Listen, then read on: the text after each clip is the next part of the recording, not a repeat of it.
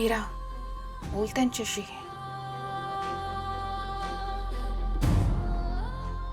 वेदाचे बाबा, पाहिलं ना तुम्ही? काय होतं ते मीरा? काय बघितलं मी? हे सगळं कसं शक्य आहे? माझा विश्वास बसत नाही. खरं आहे, आणि ती जागा सुद्धा खरी होती. आणि आपण अजून पुढे का जाऊ शकलो नाही? ते मलाही नाही माहिती.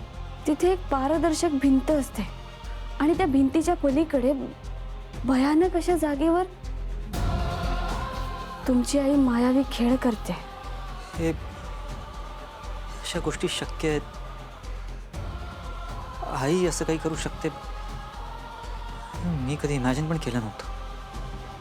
मी तुम्हाला त्या जागेकडे जाण्यापासून आधी थांबवत होते, पण आता मला वाटतंय की तुम्ही गेलात ते बरंच झालं.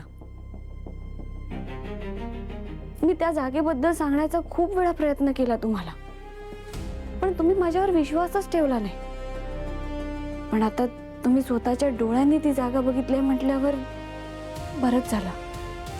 मी तिला सोडणार नाही. वेदाचे बाबा, थांबा. नाही मीरा, इनफ इज इनफ. तिने मला तिकडे बघितलंय, सो तिने एखादं पाऊल उचलण्याआधी आपण काहीतरी करायला हवंय. आता वेदाचे बाबा, हे बघा, रागाच्या भरात चुकीचा निर्णय घेऊ नका. चुकीचा निर्णय नाही मीरा. इतकी वर्ष मी तिच्यावर अंधाळा विश्वास ठेवलाय, तो होता माझा चुकीचा निर्णय. आता मी जे करतोय ते अगदी योग्य आहे. तिला शिक्षा मिळायलाच हवी. वेदाचे बाबा, नाही पाहिलंय तिने तुम्हाला.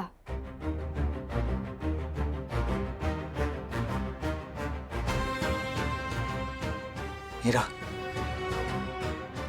तिने बघितलंय मला. आमचा आय कॉन्टॅक्ट झाला.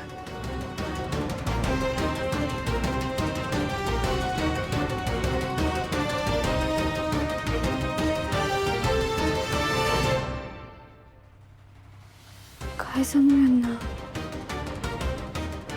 आता तुला यांना अर्ध सत्य सांगावं लागेल. सांग. मीरा, कसला विचार करतेयस?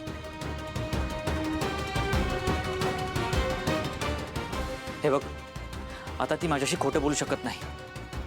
वेदाचे बाबा, काही करू नका. तिने नाही पाहिलंय तुम्हाला.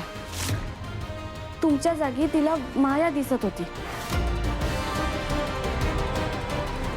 हो मॅडम, काय करताय तुम्ही? मॅडम, अहो काय झालं काय?